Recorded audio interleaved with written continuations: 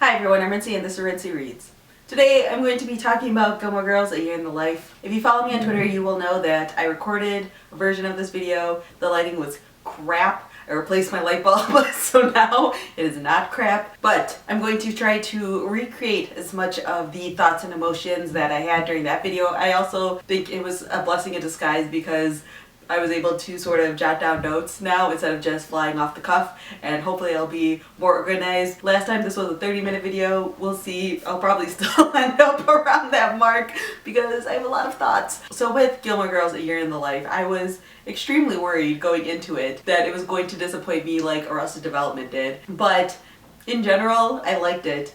I have quibbles, which I will get to. So the way I'm going to structure this video is I'm going to talk about the good, the bad, and the ugly. So I will be jumping back and forth with storyline and characters and things like that. Also, if it wasn't clear, there will be spoilers for the entire thing, including the ending. So if you haven't watched the series all the way through, I recommend coming back to this later, unless you don't care about being spoiled, but I'm going to be very explicit in my spoilers because there's a lot to talk about. So first, to start off with, the good. I don't know about anyone else, but I feel like winter and fall were the best episodes in the entire thing.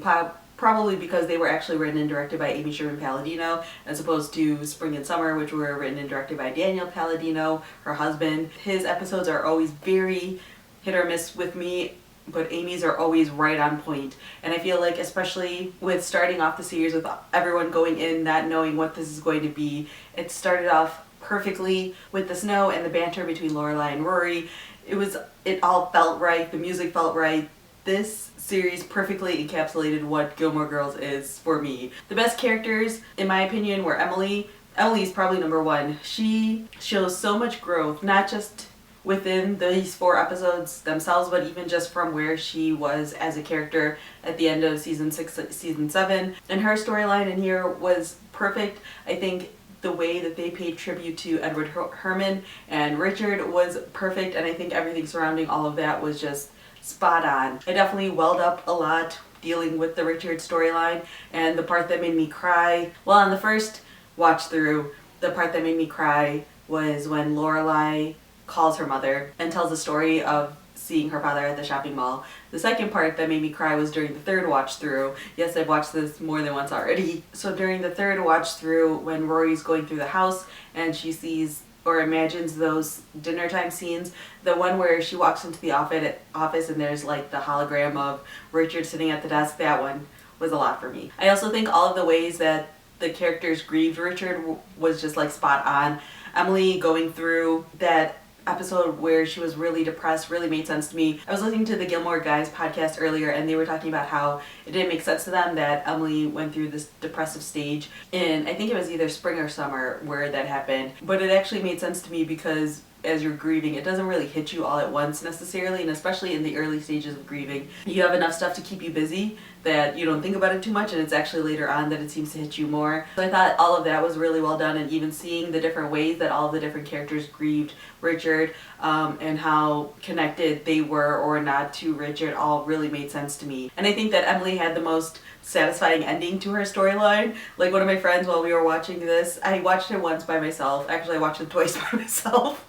And then I had a viewing party at my house, and so at the viewing party, one of my friends was like, we should all aspire to grow up to be like Emily Gilmore, which isn't the worst aspiration to have in my opinion, especially with the way everything turned out for her. I think that they just did a great job with her storyline. Next up is Paris. Paris was so well done in this storyline. My only quibble would be that I was kind of sad that her and Doyle were going through a divorce, but that provided ample story for her in the series, which I really liked. Everything with her working in the fertility clinic and her speaking at Chilton, the bathroom scene at Chilton, oh my gosh, with the scene where she kicks the door. Everyone keeps referencing that scene, but it's because it's so amazing. The one quibble that I did have again with all of this is that the whole Francie thing really didn't sit well with me. That was just weird. Like, there was no reason to see her, and the fact that Paris immediately regresses back to high school was really weird. Also, relatedly admittedly this would go in the bads category, but the whole Tristan thing didn't make sense to me, but I will touch on that in a second when I get to the bad category. Next up, Kirk. For how much they use Kirk, I'm very surprised by how much I enjoyed all of it. Maybe this was a thing more in 7th season, but I feel like in the 5, 6, and 7 they start using Kirk a lot more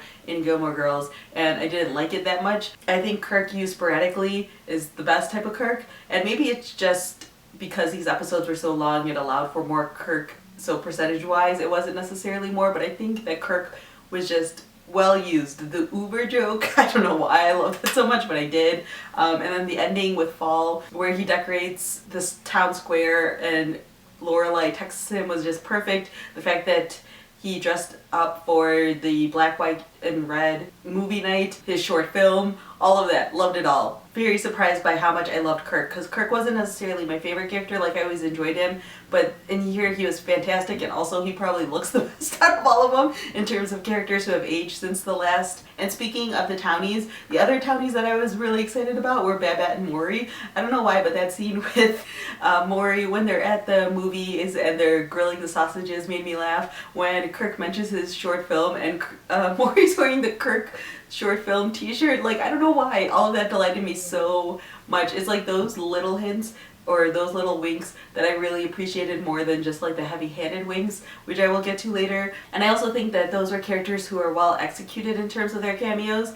Again, when I get to the bad section, I'll talk about the winks and cameos that I didn't like. Another thing that I really enjoyed were the Jason Ritter and Peter Krause cameos. This one is pretty divisive among people. I know that some people really didn't like it, but I actually thought it was kind of cute to see those interactions. I like the whole Lorelei going off and doing wild, but not really doing wild because she's not the type of person who would ever go hiking type of situation that happened. So I thought both of those were really cute, just them being the curmudgeonly park rangers. I don't know. I just thought it was adorable. Maybe it's just because I think they're adorable, but it worked for me. Next up is Dean. Dean is going in my good category, and I feel like they've redeemed him as a character and as a person on the show, because after everything that happened in seasons 4 and 5 where Dean cheats on his wife, I feel like this was a really nice way to use Dean. It wasn't overly heavy-handed, and it was kind of nice just seeing them together and them acknowledging what they had.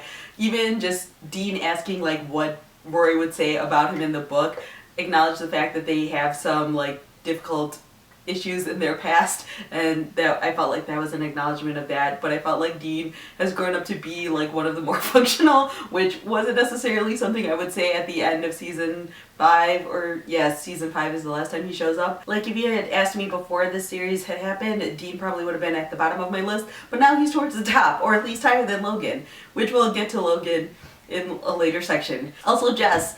Jess, I was debating about whether or not to put in a good or a bad category. The bad is the fact that they didn't utilize him enough in my opinion, but he's also my favorite. It was fun because when I was having the viewing party, when Jess first showed up, everyone like screamed, and then we like actually rewound the scene at the newspaper office and watched it again. But this is the absolute best version of Jess that we could ever ask for. He's kind to Rory and gives her great advice. He once again pushes her in the direction that she needs to be going in terms of her life and her career. When he sees Luke for the first time, or we see the two of them together and he knocks the hat off his head, like that scene in and of itself, the advice and listening to Luke later on, and just even him like pulling out the router, things like that. A lot of people I've heard and seen on the internet talk about the fact that the whole Luke's Wi-Fi thing didn't make sense, because it's like, if Luke doesn't want to have Wi-Fi at his diner, why does he have this whole big shenanigan? My theory is that he uses the Wi-Fi to lure the customers in, and then once they've spent their money on coffee or whatever it is and they can't get the Wi-Fi to work, they leave. So he gets their money and he gets them in the door, and then he's able to kick them out. But that is a complete side note. And then finally, for the goods, I have the wedding. I think the wedding was perfect. It would have been nice to see the whole big shebang with like the entire town, and to see Emily there, and to see Jess wasn't even at the wedding, which I thought was a little bit disappointing, but I thought it was perfect. I thought it was shot perfect. Using reflecting light again, oh, it just gave me all the feels. Yeah, I really enjoyed it so much, and I think that just like the last 10-20 minutes of Fall was just like perfect. Like Fall is so well done. It was just like the perfect cap on the series. I think that especially after watching Spring and Summer, I was a little bit worried, but then Fall just completely made it up. If Amy ShermanPalladino could just write all of them, that'd be great. Don't let Daniel do it anymore. Just have him like give his input, or you write and he directs or something along those lines. Now for the bads. So the first one I want to mention is Michelle. Not the fact that he is gay, but the fact that they had him be gay without ever acknowledging it was a little bit weird for me, or a little bit jarring, because one, it makes you think that you've missed something in the series. Two, as someone who watched the show when it originally aired, there was always a lot of discussion about whether or not Michelle was gay, and everyone, the characters or the actor as well as the creators and writers of the show, always said that no, he's just effeminate, he's French, which is fine, and I think that's totally a fine thing to have in a character, but to have him suddenly become gay is just a very like jarring thing, I think, especially as someone who's been watching for a long time. Of course, it's possible that he's like bisexual or something like that, which again is whatever, it's fine, but I think it's just weird that they didn't acknowledge it. And along those lines, the whole Mr. Kim thing, I think I would have been fine with the Mr. Kim joke if they had said, "Hi, Mr. Kim," or "Hey, there's my dad," whatever the line is that Lane says. But the fact that they actually showed an actor was really weird to me. Like, in my headcanon of Amy Sherman-Palladino and Daniel Palladino, they're the type of people who don't listen to the critics, don't really care what other people say about their work and things like that. They just create the thing that they want to create, even if the things that they create is super problematic. But throughout the series, it feels like that they've heard a lot of the critiques that people have had about Gilmore Girls, and they've tried to fix them somehow, or comment on them, or wink at them, things like that. There's been a lot of comments about the lack of racial diversity in Gilmore Girls, which it seems like they've kind of fixed, except for the fact that all of the racial diversity either are people of color who don't have speaking lines, or they're like stereotypes like the Korean show choir, which is not great, or it's the stuff dealing with LGBTQ issues, which on one hand they make Michelle gay and they have another gay character in the show and things like that, which is great, but then they make a joke like Finn in the club where he makes the joke about the man becoming a woman next week or something along those lines. I don't even know what it is, I like blocked it out from my memory. It feels like they're still very problematic, and if you watch Gilmore Girls you can see very problematic things, and some of it is of its time. I hate using that line, but it is true that certain things people weren't as aware of as they are now, but it makes it all the more glaring when it happens in A Year in the Life, and there's a bunch of it. There's like the whole commentary about the pool. I hate Summer. Summer is probably like my least favorite episode for sure. Everything about the pool scenes really irritated me, besides the fact of like making fun of the fat people at the pool. In the first scene, Rory is wearing like jeans and a long sleeve shirt. Who wears that to the pool? Secondly, have they never been to a pool before?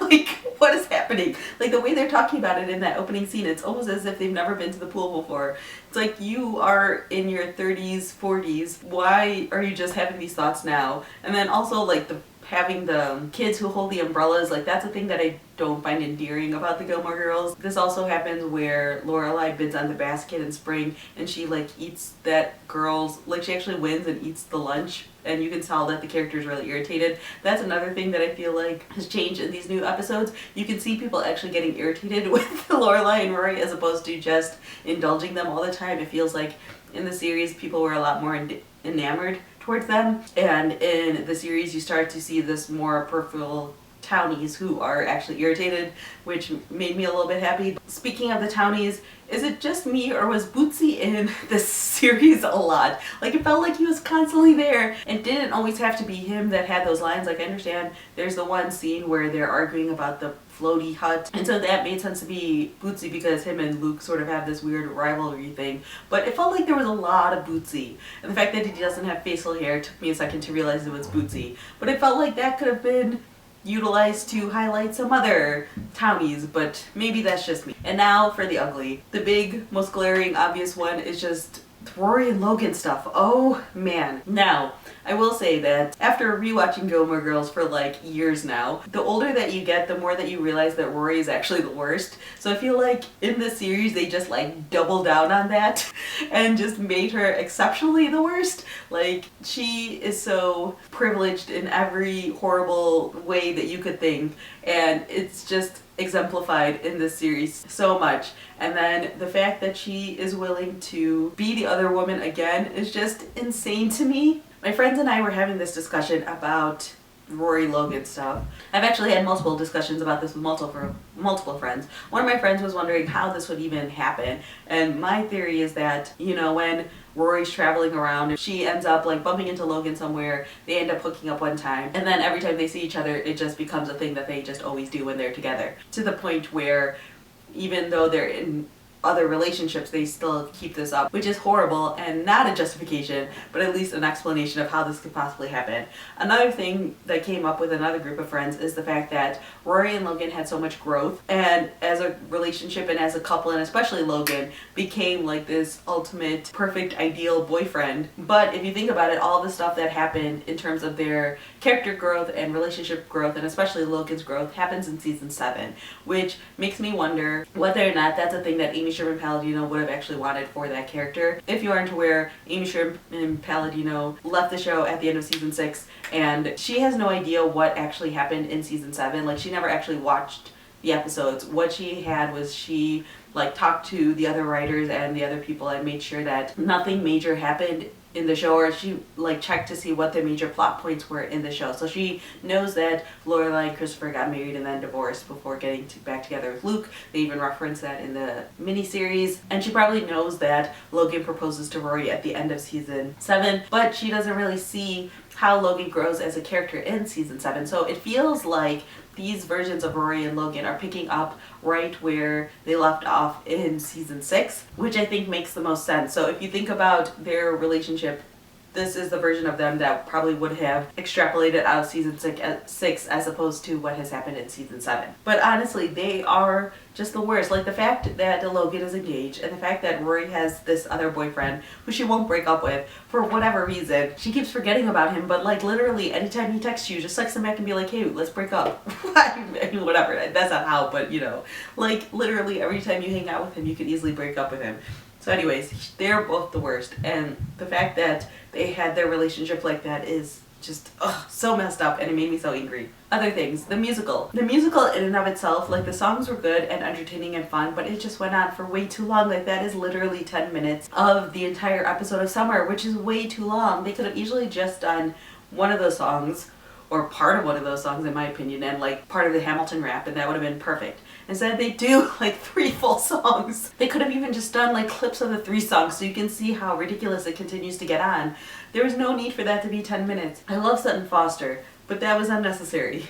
I fast forward through it every single time. When I was having my viewing party, I told my friends to go to the bathroom during that point because I knew that they were not going to miss anything. The other thing that I didn't really like is the Life and Death Brigade. Wasn't really a big fan of them in the original series, so them showing up and having this whole weird sequence, one, that felt way too long as well, but also the fact that they are in their 30s and they still act like this is a little bit insane. Like, if I was in my 30s, well, I am in my 30s now, and my friends still acted that way and that immaturely, I would hate them so much. But I suppose Rory's the worst, so why not be endeared by people who are also the worst? Also, did anyone else think it was really weird that at the end of the Life and Death Brigade, when she's saying goodbye to all of them, it seems like they're all secretly in love with Rory? Is everyone secretly in love with Rory? I made a joke over on the Book Riot back channels. We were talking about Gilmore Girls, and I made a joke saying that if I encountered someone with Alexis Bledell's face, I would probably fall in love with them as well. So maybe that's just the explanation. But it's just really weird to me how every single person still seems to be in love with Rory. Like, even Dean and Jess, her old boyfriends, who she was horrible to, Logan, everyone. It seems like everyone's still in love with Rory. 30-something gang, which in and of itself is just kind of crazy. But the fact that they all want to be best friends with Rory, like, why does everyone love Rory so much? And then finally, the final 4 words. It felt too obvious for that to actually be the final 4 words, but it makes sense, especially if you rewatch the series. I highly recommend rewatching this because I feel like you pick up on a lot more of the themes and ideas that they are playing with once you see how it all comes. Like, the idea of life coming full circle and their story coming full circle all makes sense with this ending. Also, the scene with Christopher plays way differently once you realize that Rory's pregnant and knows that she's pregnant. The questions that she's asking feel a lot more poignant and feel more about her and the choices that she's about to make as opposed to being about the book itself. It's really fantastic. I highly recommend rewatching that scene especially. Oh, also, I wanted to say, even though Rory's the worst, I did really enjoy the Jack Bauer impersonation that she did. I don't know why, but it makes me laugh every single time. I love it so much. Anyways, final 4 words. Am I satisfied? Yes. I'm one of those people that can handle open-ended endings. My sister isn't. She came up to me as soon as it finished and was like, I'm so angry. And I have lots of friends who are like that as well. They want to know like who the father is, all this stuff. And while I have my guesses, I'm fine with not knowing. It also does set it up perfectly, so if they wanted to do more in the future, they have the layout to do so. My theory is that it's Logan's baby and that Logan is her Christopher and Jess is her Luke is the type of parallels that they're supposed to be making. But yeah, overall I was satisfied, I guess, originally, but I think that especially rewatching it over again, it feels very satisfying as a viewer, especially when you see the way they act it out and the pauses and the reactions. It's just all very, very well done, and even if they never do any more after this, I'm happy. So overall, I'm really happy with the series. I think especially knowing what the final four words are and knowing that this could have theoretically happened in season 7. I think I like it a lot better now because Rory's older. If she was 22 and finishing up college and saying that she's pregnant, I don't think I would have been as satisfied. But I really like the way it all worked out here in the end with Luke and Lorelei getting married and Rory moving on to the next stage of her life. So yeah, overall I'm satisfied. Those are my thoughts. Those aren't even my complete thoughts, but yeah, there's a lot I didn't talk about. So feel free to leave a comment. Leave all of the comments. Leave the longest comments you possibly like, because I am here for long Gilmore Girls comments. And if there's anything I left out that you want me to talk about, definitely ask it down in the comment section and I will reply with my reaction on that as well. So yeah, that's all I have for now, and thanks for watching.